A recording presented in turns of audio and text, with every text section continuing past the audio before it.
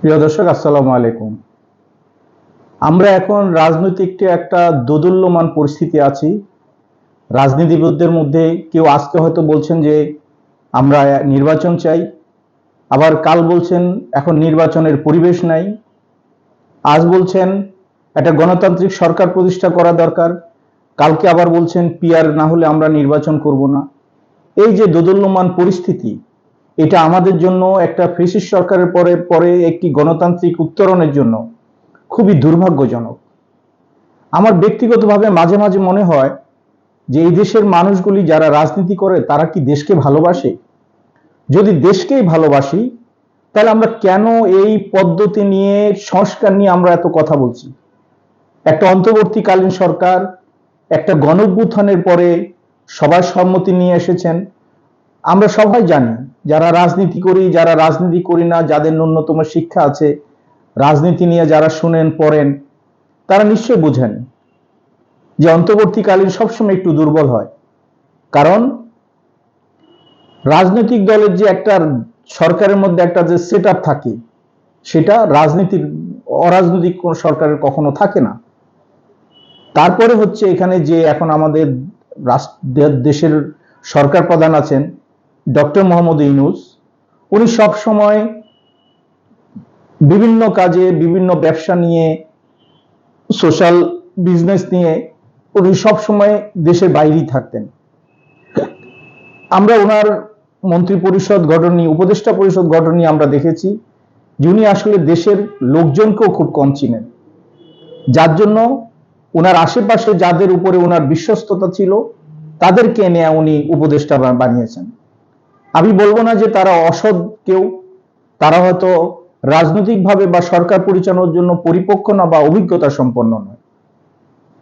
ভালো হতো যদি ডক্টর ইউনূস তখন রাজনীতিবিদদেরকে ডেকে এনে বলতো যে আমাকে এখন অন্তর্বর্তীকালীন সরকার গঠন করতে হবে, এখন কাকে নিয়ে আমরা করলে ভালো হয় দেশের জন্য, আপনারা পরামর্শ দিন। হয়তো বিভিন্ন রাজনৈতিক দল 50 জনের নাম বলতো, উনি ওখান থেকে 20 জন নিয়ে একটা সরকার গঠন করতে পারতেন। কিন্তু এখন যাওয়ার হয়ে গিয়েছে। এখন আমাদেরকে চিন্তা করতে হবে কিভাবে এই দেশটাকে আমরা গণতান্ত্রিক রাষ্ট্রে পরিণত করতে পারি, কিভাবে একটা বলিষ্ঠ সরকার গঠন করতে পারি, গণতান্ত্রিক সরকার প্রতিষ্ঠা করতে পারি, যে সরকার গণমানুষের সরকার হবে, যে সরকার দেশ নিয়ে চিন্তা করবে, যে সরকার বিদেশের কাছে গ্রহণযোগ্য হবে, যে সরকার গঠন হলে এই দেশে বিদেশি ইনভেস্টমেন্ট আসবে, এই দেশের প্রশাসন এবং আইন শৃঙ্খলা পরিস্থিতি নাগালের মধ্যে আসবে বা স্থিতিশীল হবে। কিন্তু কি হচ্ছে, শুধুমাত্র ক্ষমতা আসার জন্য, নিজের সরকারের মধ্যে আপনার ক্ষমতাকে মানে স্টাবলিশ করার জন্য শুধুমাত্র একবার একটা ইস্যু নিয়ে আমরা রাজনীতি করছি। রাজনীতি হওয়ার কথা দেশের মানুষের জন্য, রাজনীতি হওয়ার কথা দেশের জন্য, কিন্তু আমরা এখন রাজনীতি করছি নিজের জন্য, নিজের দলের জন্য। প্রিয় দর্শক, আমরা এখন থেকে প্রায় 2 বছর আগে, 2-3 বছর আগে শুনেছি যে বিএনপি বলেছিল, জনাব তারেক রহমান বলেছিলেন যে আমরা পরবর্তী যে সরকার হবে সেই সরকারে আমরা আওয়ামী লীগ বিরোধী যারা আছে, যাদের নিয়ে আমরা আন্দোলন করছি, তাদেরকে নিয়ে আমরা একটা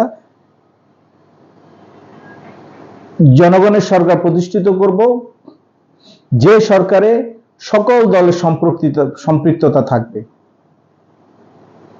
সেই জাতীয় সরকারের কথা উনি বলেছিলেন। আজকে যারা আমরা বলছি যে সংস্কার চাই, আমরা যারা বলছি যে আমরা পিআর চাই, আমরা যারা বলছি যে পরিবেশ নাই, তারাই কিন্তু তখন সরকার বিরোধী আন্দোলনে ছিল।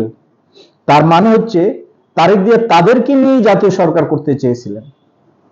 এখন আমার প্রশ্ন হচ্ছে, যদি আমরা জাতীয় সরকারে অংশগ্রহণ করতে পারি, রাজনৈতিক দলসমূহ যারা আন্দোলনে ছিলেন, তাহলে আমরা তো তখন যে 5 বছর থাকবে সবাই মিলে দেশটা গঠন করতে পারবো, প্রয়োজনীয় সংস্কার করতে পারবো, দেশের জন্য যা ভালো মন্দ সেটা আমরা সংসদে আলোচনা করে আমরা সেটা একটা অ্যাকচুয়াল ওয়েতে আমরা যেতে পারবো।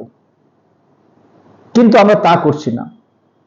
আমি ব্যক্তিগতভাবে এবং ন্যাশনাল ডেমোক্রেটিক পার্টির পক্ষ থেকে আমরা মনে করি যে আমাদের এখন যারা বিএনপি ছাড়া সকল রাজনৈতিক দলের উচিত যে বিএনপির সঙ্গে এই ইস্যুতে আমাদের কথা বলা যে এই নির্বাচনের পরে একটা জাতীয় সরকার গঠন হবে, যেখানে সকল রাজনৈতিক, আওয়ামী লীগ ব্যতীত এবং যারা আওয়ামী লীগের দোষর ছিল তারা ব্যতীত সকল রাজনৈতিক দল অংশগ্রহণ করবে, তাদের সম্পৃক্ত থাকবে এবং তাদেরকে নিয়ে পরবর্তী 5 বছর দেশ গঠন করা হবে।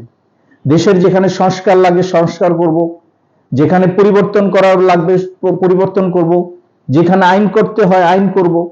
সেটা আমরা এই জাতীয় সরকার আলাপ আলোচনা করে করব। কিন্তু আমরা যতদিন এই নির্বাচনটাকে পিছিয়ে দিব, যতদিন এই ভোটাধিকার পিছাবে, জনগণের ভোট দিতে পারবে না, জনগণের সরকার প্রতিষ্ঠিত হবে না, ততদিন কিন্তু লাভবান হবে আওয়ামী লীগ। কারণ যত দিন যাবে আওয়ামী লীগের উপর শেখ হাসিনা মানুষের খুব আস্তে আস্তে কমতে থাকবে।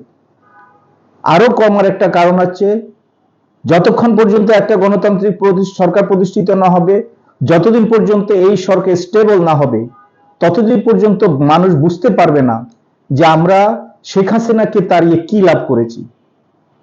সুতরাং যত দিন যাবে ওই দিনটা কিন্তু আওয়ামী লীগের পক্ষেই যাবে।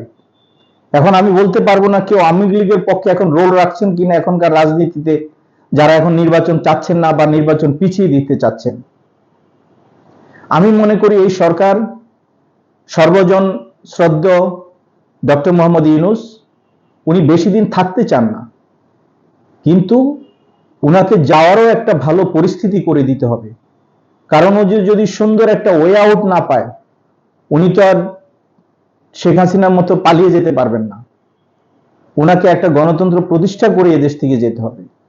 সুতরাং আসুন আমরা এত সংস্কারের কথা না বলে শুধুমাত্র আগামী নির্বাচনটা কিভাবে অবাধ, সুষ্ঠু এবং নিরপেক্ষ হয় সেই জন্য যতটুকু সংস্কার দরকার আমরা ততদূর সংস্কারের জন্য লড়াই করি এবং আমরা বিএনপির সঙ্গে আলাপ আলোচনা করে আমরা এইটুকু নিশ্চিত করি যে আগামী সরকার যেই নির্বাচনের যেই সরকার গঠন করুক না কেন সেই সরকারটা জাতীয় সরকার হবে। এবং আমাদের জাতীয় সরকার হলে আমরা দরকার এখনকার যে সংস্কার কমিশন আছে এই সংস্কার কমিশনকে রেখে দিয়ে অথবা নতুন সংস্কার কমিশন করে আমরা তখন 5 বছর নিয়ে আমরা সংস্কারের আলোচনা করব, এজেন্ডা নির্ধারণ করব এবং সংস্কার করব। আমাদের চিন্তা থাকতে হবে যে এই নির্বাচনের পরে পরবর্তী নির্বাচন যেন অবশ্যই সংস্কার অনুযায়ী হয়। সুতরাং আসুন আমরা এত কাদা ছোড়াছুড়ি না করে, আমরা জনগণকে বিভ্রান্ত না করে, জনগণকে আশাহত না করে, যে আশা নিয়ে আকাঙ্ক্ষা নিয়ে এই দেশটা গণ অভ্যুত্থান হয়েছিল সেটার প্রতিফলন যেন এই পরবর্তী নির্বাচনের পরে হয়। মানুষ যেন বলতে পারে যে হ্যাঁ শেখ হাসিনা একটা ফ্যাসিস্ট সরকার ছিল, মানুষ যেন না বলতে পারে যে আমাদের কোথাও ভুল হয়েছে, সেই ব্যবস্থা আমাদের করতে হবে। ধন্যবাদ সবাইকে। আসসালামু আলাইকুম।